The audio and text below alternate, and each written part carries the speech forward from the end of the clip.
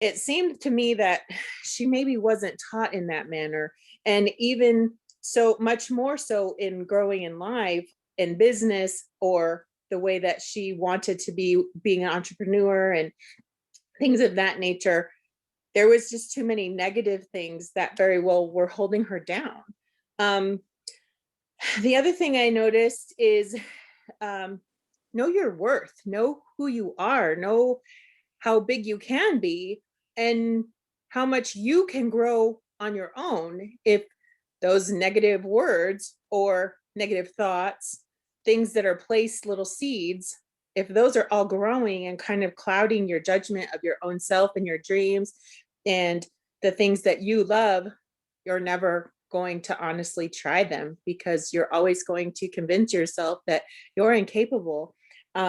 I unfortunately could that resonated with me because when I was a young girl in high school, I remember I learned a lot of stuff, obviously, with school and family members and things. My grandfather was a healer, a touch healer, and my great grandmother was as well. And so I was following in their footsteps, not because I was like, oh, I want to do that, but I just had it and I didn't even know.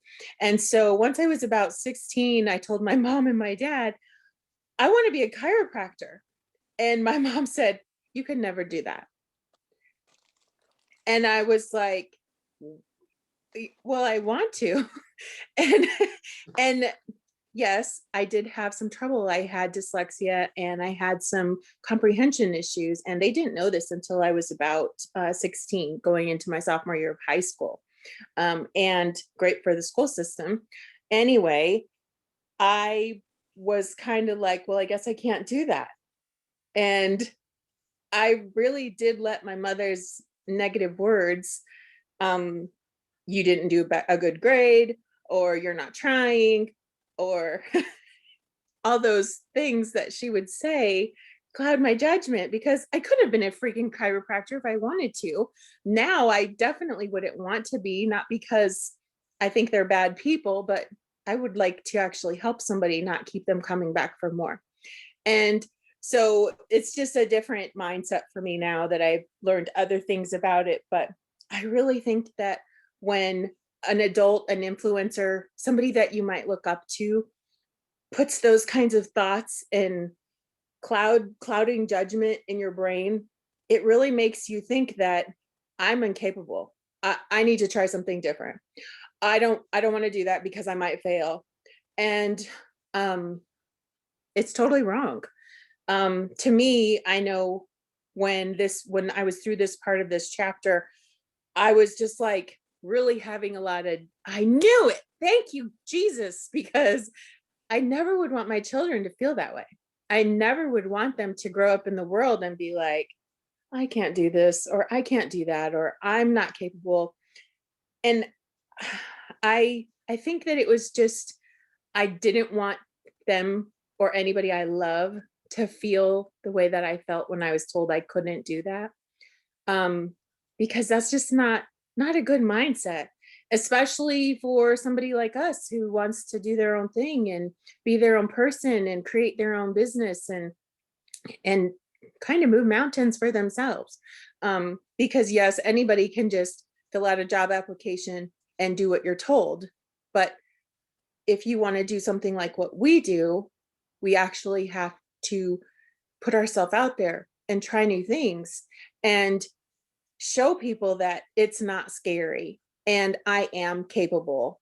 Um, and if we don't try, we can't change. So I completely saw the, I think, pattern of age. And I mean that in all respect, that my grandmother believed she could only do so much. My mother believed she could only do this. And then the next stage, which would be me, I can only do so much, but I know I could do 100 times more. And not being disrespectful by any means, but another thing that really roots down in me is um, believing in Jesus. I know that I have to do right by what he gives me with my blessings and my opportunities. And so that kind of affirms how I feel about the way I see myself and the way that I speak to my children or speak to others, in knowing that I am just capable, period. I'm capable of being better than my mom. I'm capable of being better than my grandma. I'm capable of taking their good qualities and growing them into something even bigger. And I'm capable of seeing the difference of what didn't work for them and getting rid of that. Because in their time, it probably worked for them. But in my time, it doesn't work for me. And I want my girls to see that my mom was capable of doing all of this, but now I'm capable of doing even more. And so that was a lot of what I saw in chapter 3. My grateful for money was because it keeps me moving, and moving in the fact of a million different things. Keeps me paying my bills, it keeps my water on, it keeps little fun outings, it keeps family outings, it keeps my life just moving. It's not something that I'm like, I have to be the richest person. I just want it to keep moving. I want to be able to continue the life that we have. I want to make it even bigger for my children. I want to leave them more. And not because there's an enormous amount of greed in my life. It's because that logically we need money to live in this world. And so I hope the seeds that I plant mentally with them will keep them flourishing and be larger than me. And what I leave behind, they will say, oh, well, grandma took care of this for you grandkids, or whatever they do with it. But that was my I am grateful for money on chapter 3. Do you want us to talk about it or ask questions or do anything like that, Kimball? I can't hear you. See what other people have to say. Okay. Did anybody have anything that stuck out in chapter 3 or questions, or I didn't hear that? Because I may have missed something as well. Go ahead. Anybody?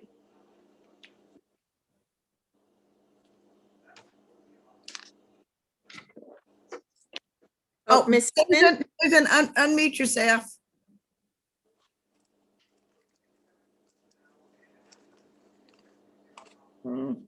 did you unmute?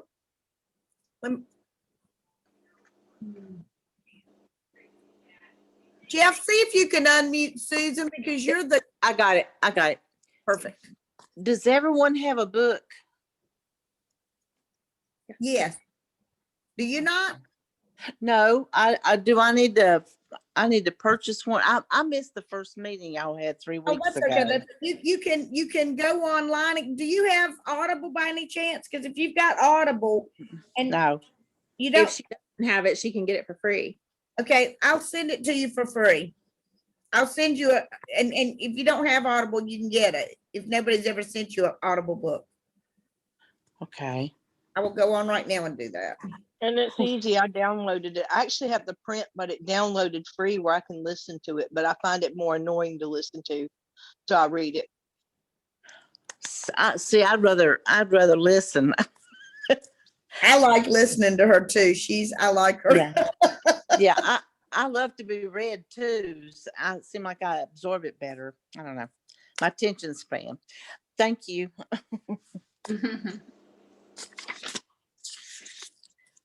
Okay, so we'll keep going then. And chapter 4 was best practices for busting yourself. So for this one, it's funny because getting out of your comfort zone is something I've always been in. My entire life, I have not been in my comfort zone.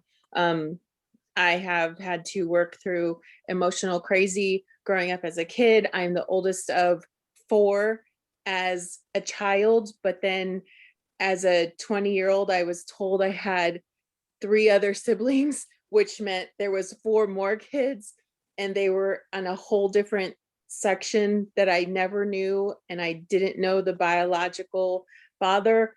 my comfort zone has never been comfortable. And I also am the oldest of 14 grandkids, and being a lot raised by my grandfather, I never wanted him to see me as disrespectful. I never wanted him to be disappointed. I always wanted to make him proud. So my comfort zone in many a times was doing something that I maybe didn't know what the heck I was doing, but I was going to pretend and I was going to do it right. and, and that is how I've always done everything. And even when I got my first job, I played a lot of sports, so I never really had time to have a job when you're 16. And when I finally went and got a little dinky job part-time after school at Domino's Pizza, I was like, I know how to answer phones. I didn't know how to answer a stinking phone. My mom never let me talk on the phone. so I had to learn. And I think for me, it was kind of a hell yeah, because I knew that. I've always pushed my kids to be that way, just like I was, even though their reasoning for being that way is 100 times different than my own reasonings. And I think for me, it was a lot about survival. I had to make sure I taught my siblings right and wrong and keep them on the right track, because in my family, I got in trouble if they did something wrong. So I always tried to stay ahead of that zone. And if I didn't feel comfortable about it, well, my stomach might kind of hurt a minute, but I'll get through it and it won't kill me.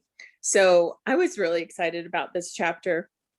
The other things, what can I do differently, that kind of stuck out to me, and to redirect my fears. Little sidebar about me, I was married once upon a time, a long time ago, in a different life, I like to call it. And I had this envision of a picket fence and a perfect life, and 65 million years later, I would rest in peace with that person. And all of my fears blew up in my face, because that's not the way it was going to end. And he found a different life that would be okay for him. And I all of a sudden became afraid and scared. And I had never ever been that way. And I had 3 children. I didn't know what I was going to do.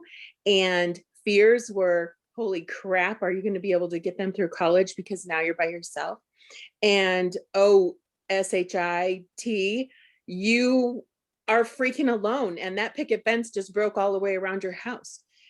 And so then I had to figure out, I couldn't be afraid. I think I was afraid for like 2.5 years. And it hurt my stomach and it made me crazy. And I was like, what the hell is wrong with you? And I had to make sure that I could do something different, because I knew I could be a great wife and I knew I could be a great mother. And now I just needed to know that I could get another job that made money. So for me, that was super big in my life, that forced me to never ever allow for myself to think I can't do something. Obviously it was like a time for grieving, and like anything that dies, you kind of have to just get through it. And it never goes away, and it sometimes is always there, but you can always grow from it and become stronger from it. So I think for me, that was what was happened in my life to make me never ever succumb to a fear. It always, I think, really put a maybe a steel rod in my back, knowing that I can always do something different. It doesn't matter what changes in my life. It doesn't matter what troubles or trials come. I can completely flip and flop and do something else if I have to. I've been a park and rec manager. I have worked in a daycare. I've worked in a daycare in a large gym setting. I've freaking managed a gym and been a general manager. I have been able to utility knife myself through life, because those things in the middle taught me you can always do something different. So for me, it was a hell yeah chapter. Um, it did bring back the bad words and really made me not just grateful, but continue my negative words, little, I don't know, recourse to life for people to just not do that. Just don't talk bad. Don't be ugly. Don't be hateful. And especially don't do it to yourself. I do remember that in all of those years ago in my previous life, going through a therapy session, and the therapist told me to look in the mirror and tell myself I was beautiful and tell myself I was loving and to tell myself I was caring. And I knew those things, but I didn't see those things in my face.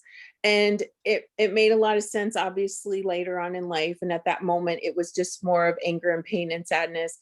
But those negative words really jack you up.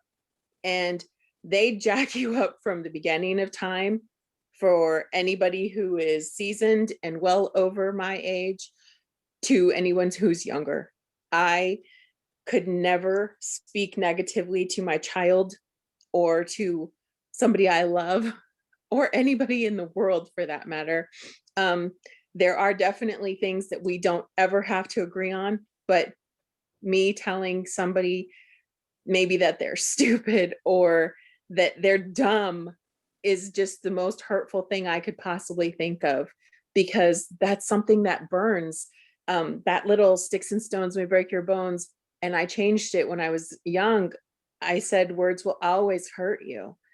And I used to tell my kids that all the time because I never wanted them to be afraid or scared or nervous, because kids can be hateful. If they are not taught at home to be loving and kind, then you're ugly, your shirt's dumb, your shoes are holy. Those things all stick in your head, and it's like it's like being stuck with post-its, and before you know it, you can't even see yourself, you can't even see your beauty, you can't see anything. So the whole bad words thing was just, again, a hell yeah for me, because it is definitely something that I live by. um the next part of that chapter came to creating a new language, resetting your brain, and self love. So for me, again, throughout my life, I did my own. I had a wonderful mother and a wonderful father that provided, and maybe they didn't provide all the emotional things, but maybe they just were never taught. And I Mhm. learned that as I got older, that we kind of have to accept the negativities as unfortunate positivities, because even though my parents were not able to provide me with the emotional stability that I needed growing up, neither one of them came from a family that was broken. Neither one of them came from a family that had issues, in the way that our family had issues. So I kind of had to learn a language that there was nothing but acceptance, because even though it hurt, I still love them. But I had to change the words that came out of my mouth for the future, because I needed to break the cycle. So for me, that's where that speaks. And the reset your brain follows right behind it, because I could have still been a good mom and taught my daughters how to cook by forcing them to cook dinner every single night the way that I learned, because I would be at work way too late, like my mother did. Or I could prepare a better life and teaching them in a more loving manner and not forcing them to maintain an adult responsibility. And so resetting my brain didn't mean I said, "Oh, I hate my mom." It just means I'm going to be a better mom than that. I'm going to make sure that I take her good qualities and I make them even better qualities for my kids, because I didn't want to pass on.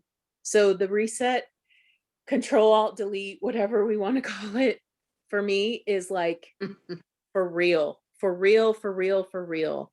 Um, I remember back in the 80s, the early 80s, in school being taught that There was always the talk about abusive homes. And if you need to talk, you can talk, and this is safe, and break the cycle. Well, that break the cycle thing never left my brain. And that is where I believe that my reset brain came into play, because I knew that I wasn't going to take forward any of those negative things. I knew at a very young age that I wasn't going to act certain ways that maybe my mother or father acted. And it just had to be reset, because there's always a better way. Again, not faulting or blaming or hating, just reset. The self-love. So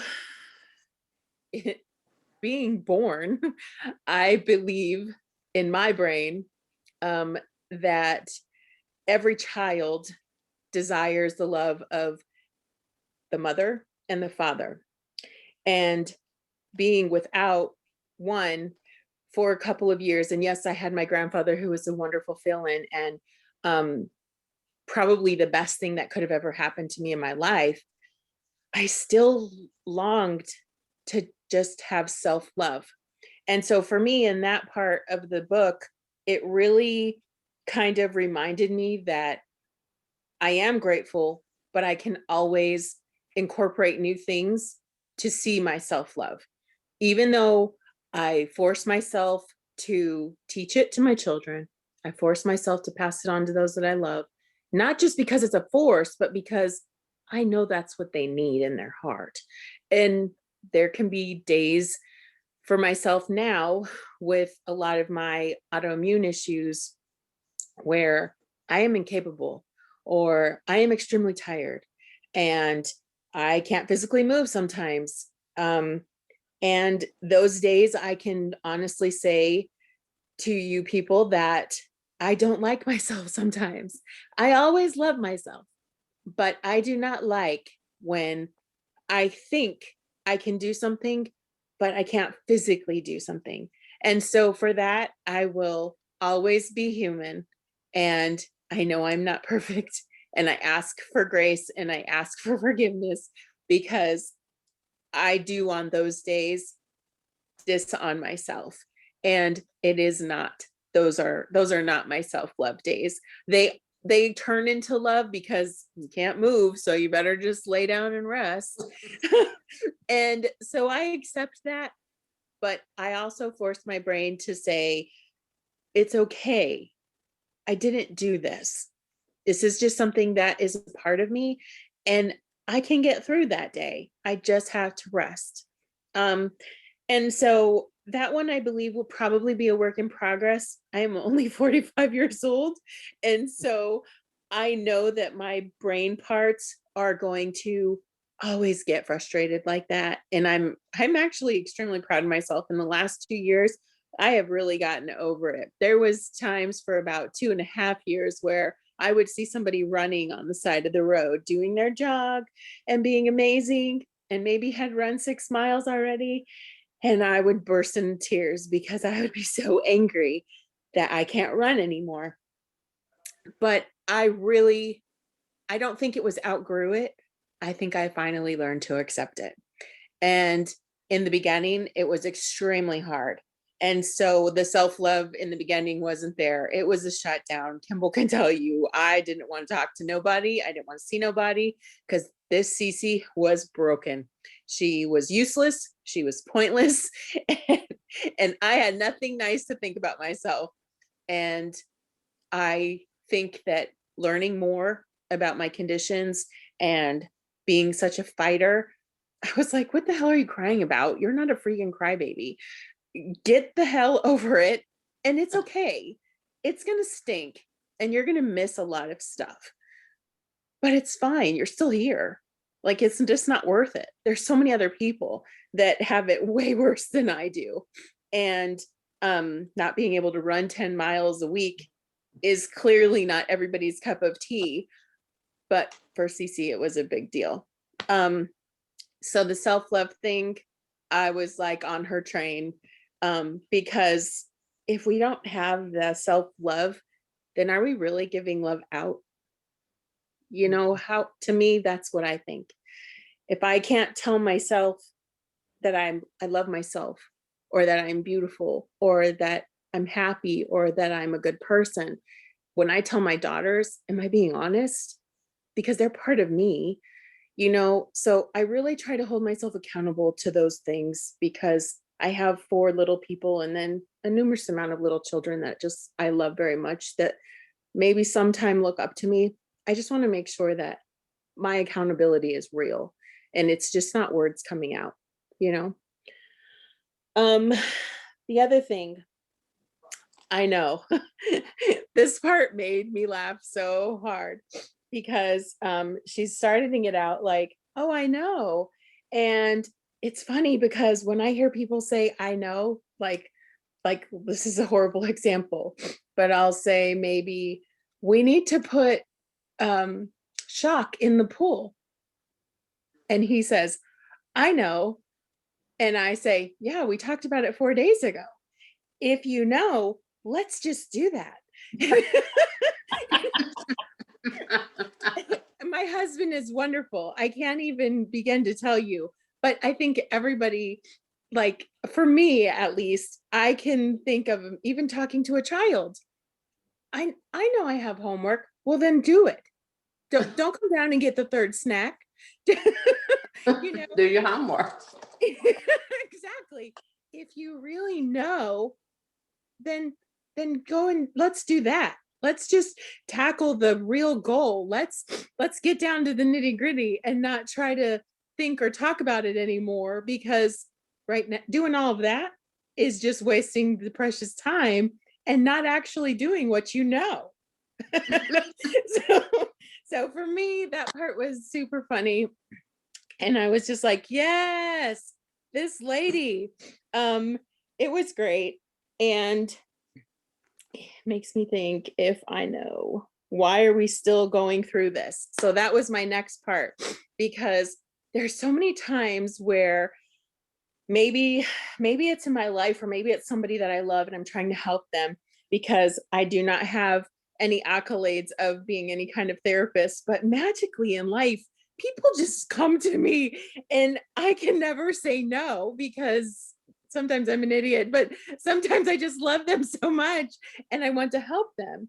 And so it'll be like maybe the 4th time they're telling me a very similar thing, and I try really hard to use my filter all the time.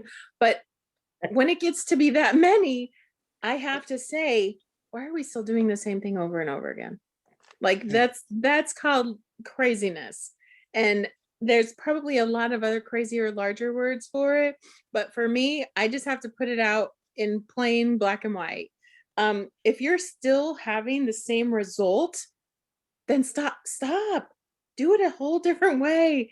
Think about, go Google it, go to Pinterest, find a different way to tackle whatever you might be trying to do. And that's just how my brain works. Because if I'm trying to do something and I can't do it, and I'm trying the same thing over and over and over again, I have to try a different way, or look for direction, or seek as a person who maybe knows a little bit more than I do. Um, so for that, I was very grateful in hearing that that was her train and her way of thinking as well. It was actually really nice to be able to find a lot of comfort in knowing that I'm not the only crazy person that thinks these things. There's actually this woman who wrote a book, and a lot of them. What the heck was I doing? I should have been writing a book. But then the next part that really caught my mind was, if you know what your dilemma is, would it not exist? And so I felt like when there's a problem for me, I know I have to look at the whole, all the avenues of what I'm doing, and check first, obviously, pros and cons. What am I doing wrong? What am I doing right? And then, well, does that problem even exist if I adjust it? If I adjust my thinking, if I adjust my train, I always like to say I lost my train not because it's a joke, but because my train of thought is sometimes crazy. Kimball knows that I just forget, and short-term memory is kind of hard for me sometimes. And it never used to be this bad, but I've learned to see that my train just jumps the track sometimes. And I'm grateful that I can sometimes recourse, or my great husband who has a like picture memory. If he hears something, it doesn't go anywhere, and he can pick up where I left off.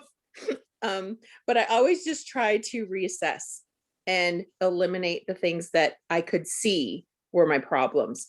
Or if it was doing the same stuff over and over and it still wasn't working, wipe it clean and start all over. At least that's how I see it. And that's what I got out of that. The last part was where it was be quiet and listen.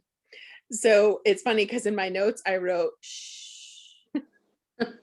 and as a mom, and maybe some can relate, I don't have disrespectful children. They really do everything they're told, and we are so lucky and blessed. But there's been a couple of small times where I have to say, shh, don't talk. Just listen to what I'm telling you. Not because I want to be superior, not because I want them to not give me their feedback, because unlike my mother, I want to hear what they have to say.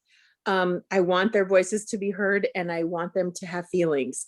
So I definitely don't shush them for that. But sometimes I think I learned as I got older that silence is golden. And there's so many things that I can find in silence that I probably could not have found in an argument or in a very heated conversation. Sometimes, like Jesus says, you just be quiet and you listen. And there's so many more things that I can learn from other people. There's so many things that they can learn from other people. They can learn from me. They can learn from their dad, from whoever is speaking. I think that for me, it really goes to being a mother, because that's the one job I know I'll never fail. And that's the one thing that I know I can incorporate almost anything in life to being a parent. Because I want the best for them, just like if I'm running my own business, I want the best for my business. So that's how I see that. And because we do quite a bit of Bible studies together, there has been plenty of chapters where, Jesus is just teaching them to listen, listen to the parables, listen to the stories. And you don't have to talk, you just have to listen. And so that was a big thing for me, listening and learning and making changes. That really helps, and helps you to discover what you are really looking for. At least for me, that's how it works in my brain. Sometimes it's hard to listen, because I think that if we do have maybe the negative feedback from the past, or maybe oh no, what's going to happen in the future, or oh gosh, I'm so nervous, those things sometimes cloud our hearing and stop us from actually accomplishing and changing. I remember that a very wise friend back home taught me while I was in that past life going through divorce, that I could not change anyone. As much as I wanted that person to change, to be a great father, and to be not even going to stay with me. I wasn't begging for a husband. I just wanted to make sure my children had the father that I thought they were supposed to have in my little picture life. I learned from her that you could not force anybody to change anything. They had to do things on their own. They had to change their own mind, their own accomplishments. They had to be accountable for the change in their brain, change their way of thinking. And I'm grateful for that, because it not only helped me get through that, but it also helped me to see that for myself personally in life, change is inevitable. and change has to be accepted, and you have to be willing to discover anything new. Just like when you're a child and you're wandering, for me it was wandering through a creek and wandering through the ditches and wandering in the fields, in my grandfather's field, because I didn't know what the heck was on the other side of that cotton field. I didn't know what the heck was in that ditch, but I found little frogs and they were fun. And then I found salamanders and that was gross, but that was fun too. You find so many different things, no matter the age, whatever you allow for your mind to discover. And so it's funny because a couple of weeks ago, I was telling Tony how smart he is because he was doing something and he goes, "I'm sorry, that sounded really nerdy." And he always makes little comments like that because he was brought up to think that that was not okay. Anyway, I said, "You could have been a damn doctor. Don't even talk to me about that's nerdy. That's so smart." And he was just like, "No." And I said, "Don't talk to yourself like that. I can't hear you. I don't want to hear you talk crazy because you are totally capable of that." And so this is my 47-year-old husband who thinks that because he's 47 years old, he could never go back to school and he could never do these other things. He's got these two businesses going, and but I think it was that whole negative blinders that I could feel. And I was like, "You need to read my stinking book." And and he was just like, "I listened to it the other day when you were listening. I know, I know." So I think at any age, we were all totally capable of resetting, rediscovering, finding a new way to accomplish the things that we want to accomplish. Um, the last part, you have to stop with the limited beliefs. Um, if I tell myself, or like him, I can't, then you surely cannot. And I have never been a cannot. I will pretend until I prove you that I can. And I'm very grateful about that. I know that that is very hard in many cases, and it's hard for a lot of people. It was hard for me for a short time because I mentally was very discouraged. So I completely understood that, and it's almost like it's a switch for me. It became a switch. I knew what was needed. I knew what was going to have to happen, and I didn't need to complain about it. And it wasn't that I was being controlling. I feel like it was being more accepting, and it was also moving me forward. I'm always been a very large keep moving forward kind of person. um, Walt Disney is not just a place where I like to go. It's a man who was amazing. There were so many things about him as a person that I think because of his time cycle connects me to my grandfather. And even when I was young, my grandfather loved him, loved. And I think that's where a lot of my STEM came from. And looking at wise people, and in his case, an entrepreneur, looking at very wise people who not only led by example, but discovered kind of by example. They didn't just, I guess, walk the walk. They talked it, they everything. And when it failed, they continued. It never, nothing ever broke them. So for me, it's a switch. You just have to know what you need and do it. And if I waste my time holding myself back, I really only have myself to be upset with. Um, then that just jumped into the thinking pattern again, and to be honest with myself. And that is definitely something I have always been, and in some cases a little too harsh. I have heard that in the past, that we're our harshest critic. Is very true in many cases.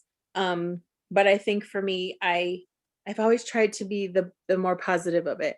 So when that part of the chapter comes up, be honest with yourself, what fears you might have, and you need to move through them. Those are my notes because I felt like those were things that really stuck out in keep moving forward, keep moving to my goal, keep trying to be better than maybe it was my thoughts, maybe it was my hinder, whatever was holding me back, just to keep moving me forward. Then it goes into write down the limited words you and others around you use. So that part, I think, feeds back into my negative word theory. Super huge believer in the way that we talk. The way that we talk is definitely an influencer. It almost mirrors what we're doing. It's funny because I know when I first decided I was ready to start getting on some of these calls last year, I literally was dreaming about talking to Kimball all the time. And when I moved to Arizona, I loved talking to Kimball because it made me feel like home. And it was just so great. And then she would tell me, you can always get on a call, and she would send me all the stuff. And I would be like, I know, but I just can't right now. Like everything in my head, it was too fresh. All my situation was just unfolding medically. And I was becoming a different CC. A lot of the ways the same, but physically different. And I think at that time, I was just so limiting of myself because of the way that I was feeling and the things that I was learning. But being able to, I can totally get on a call, convince myself, and then I wake up and be like, I was dreaming I was talking to Kimball on a face call. And Tony was like, well, I guess you better do your calls, get on those calls again.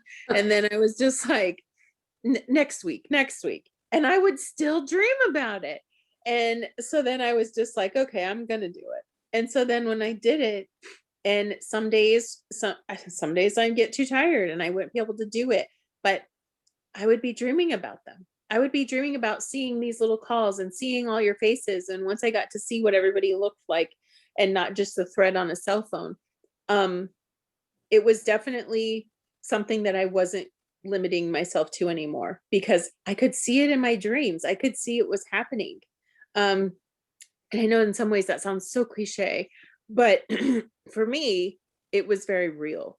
And so writing my notes, writing down what we talk about, all those things, I think, were planting seeds, making sure that you're going to dream about this in the night. You're going to remember what you talked about. And maybe I don't remember verbatim, but I definitely knew I gained so much from following through with myself and being held accountable for being sure that I was in the purpose and that I was in the moment and that I was applying it throughout, not just on my calls. So then that leads me into I'm grateful for money because, and I didn't want it to seem too similar to my previous answer. So my answer for this chapter was money gives me a comfort, not a comfort of I am more wealthy than anyone. It's just a comfort of peace, a peace of knowing that I am capable of doing what I need to do for my life and my function, for my family. And if I can provide for anything for someone else, then I am comfortable in doing so.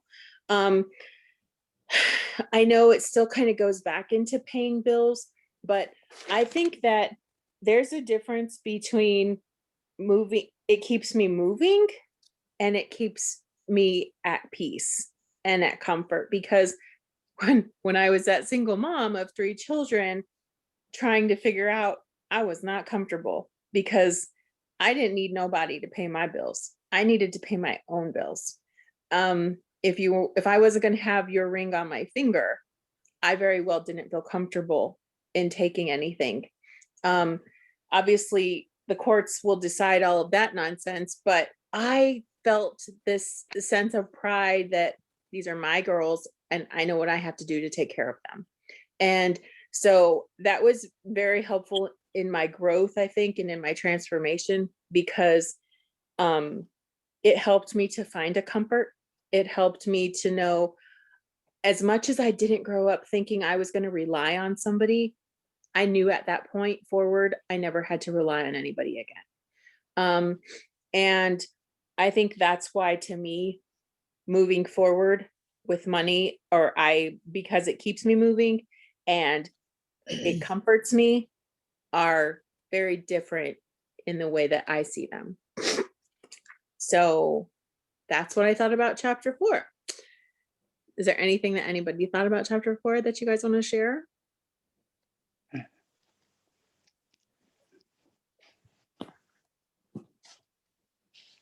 What is it that some of you feel like? I love the way that Cece says that money keeps her moving. What are some of the things that you all think about what money does for you? Well, money helps me dream. I can dream dreams and think of things that I would like to do. So it spurs on my creativity. It spurs on my heart for missions. I just I love that it provides an opportunity. But I like the way Cece worded it because it does keep you moving. People, you hear the term down and out, and that's people that are out of money. But if money in the right perspective is a tool that keeps you moving, then your life is on an upward climb. It's going great. You're not down and out. I think I chose those words because with my autoimmune issues, I physically do have a sometimes a disability. And when everything first happened and my body was changing, I could not move. And I knew I couldn't work. And I actually made more money in our family. And my husband is amazing. He worked in Durham County and he was a fireman, and he worked in the city and he was a fireman, and he made plenty of money, but they don't pay firemen very much money. And so I was so happy that he was doing what he loved, and I was honestly doing what I loved. Moving up in that gym and becoming a general manager was one of my most favorite accomplishments, and it kept me moving. It kept me involved, helping so many people in so many lives and changing lives for the better, for the healthy. And I was like, I think at the top of my game, and then I fell too many times, and then I started having too many problems, and I saw my physical impairment. Oh crap, I'm not going to make that much money anymore, and I don't want to cash in my 20-year. I'm not ready to do that, and I'm not ready to file for disability. I can still do something. I have to figure it out. And so we created another business, and all I really did for Tony in our business was side work, computer work, numbers, data, stuff like that. He did all the physical part. It made me feel this big, and I like to feel this big because it's for me. It's not for somebody else. And I think that the reason I see it as like you say, Miss Kathy, is that I had to slowly regain mobility in order to find that control of myself or my life in order to be able to do the things I wanted to do. And so mentally, physically, medically, I had to find the balance. And that's why I think those words is what really resonates with me. That's great.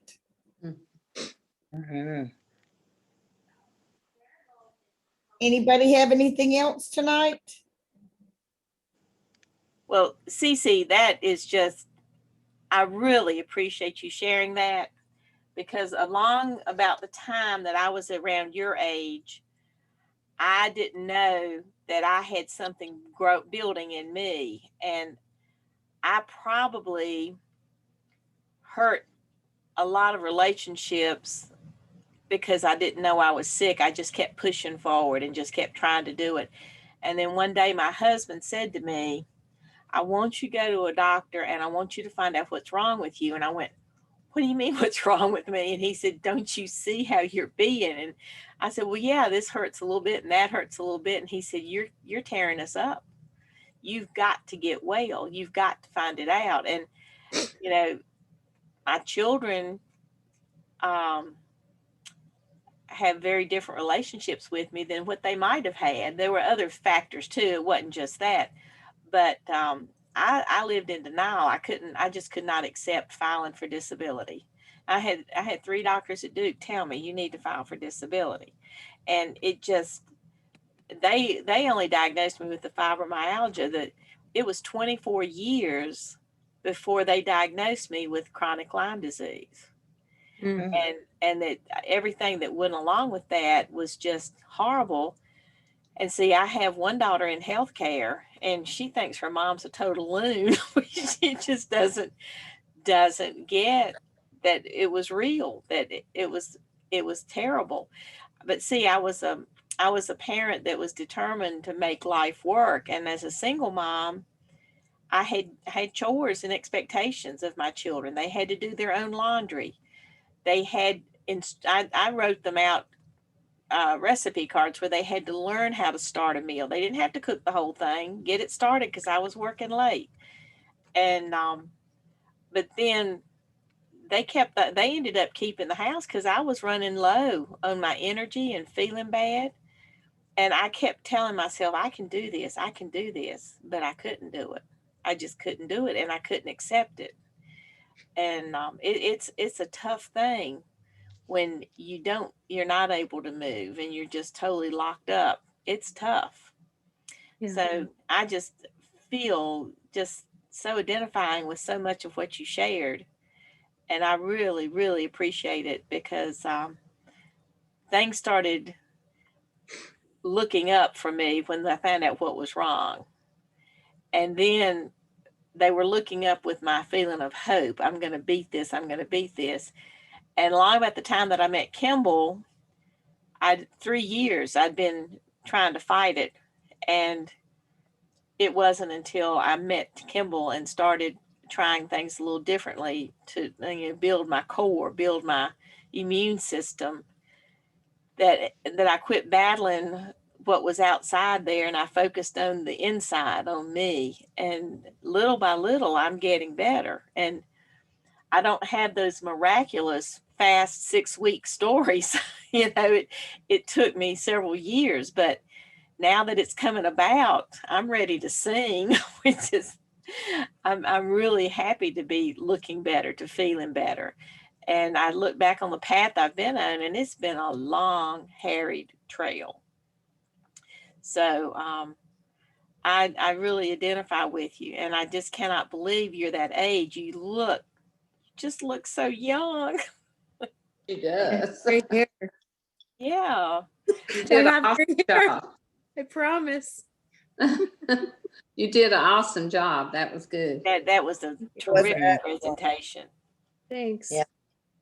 And next week, Barbara's going to be presenting for us. Okay. You're muted, Barbara. There I am. I'm doing what, 5 and 6? Yes. Okay, no problem. That's good.